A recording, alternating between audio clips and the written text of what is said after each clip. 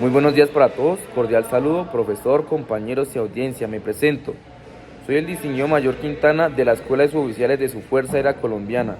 El día de hoy estoy haciendo o realizando un trabajo sobre los 11 casos de la Jurisdicción Especial para la Paz. En este caso voy a tomar el caso 1, que es la toma de rehenes, graves privaciones de la libertad y otros crímenes concurrentes cometidos por la FARC-EP.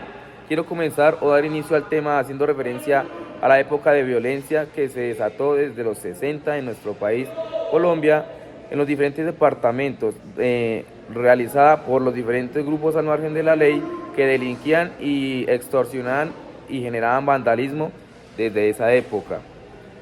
¿Por qué los secuestros o privación de la libertad? Este es un caso, o es uno de los casos más importantes que se trataron en el marco de justicia transicional para el proceso de paz. Se lleva muy a profundidad porque es la toma de rehenes, un fenómeno llevado a cabo por las Fuerzas Armadas Revolucionarias de Colombia, Ejército del Pueblo. ¿Desde cuándo se toca este tema en la Jurisdicción Especial? Fue abierto por la JEP el 4 de julio del 2018. Su propósito principal o objetivo es investigar y juzgar las prácticas de retención ilegal, más conocidas como secuestro forzado, además de otros crímenes concurrentes como la tortura, violencia y accesos carnales violentos que se evidencian en estos campamentos con los rehenes o por las fuerzas revolucionarias cuando hacían tomas de sus pueblos. ¿Por qué se priorizó este delito del secuestro?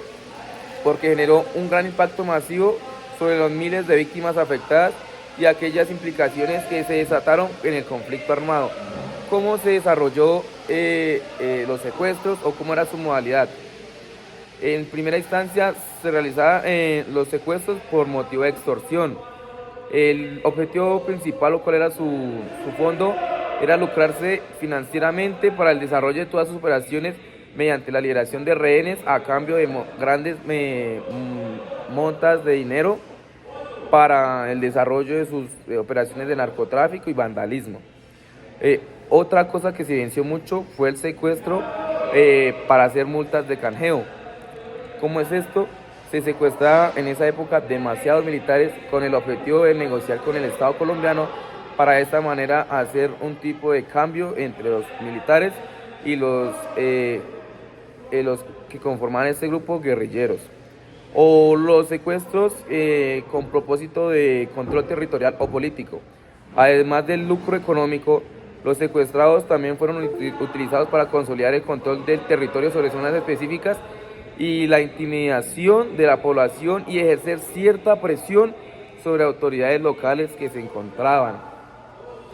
Ahora que también se quería buscar la responsabilidad de los excomandantes de este grupo. En este proceso también de la JEP se centra la responsabilidad de los altos mandos del grupo armado de la FARC-EP, quienes autorizaban este tipo de prácticas. Rodrigo Londoño, alias Timochenko, era el excomandante en jefe de la FARC-EP. Pablo Catatumbo, un miembro del Estado Mayor, uno de los mayores actores intelectuales de este caso. Pastor Alape, comandante de varios frentes guerrilleros.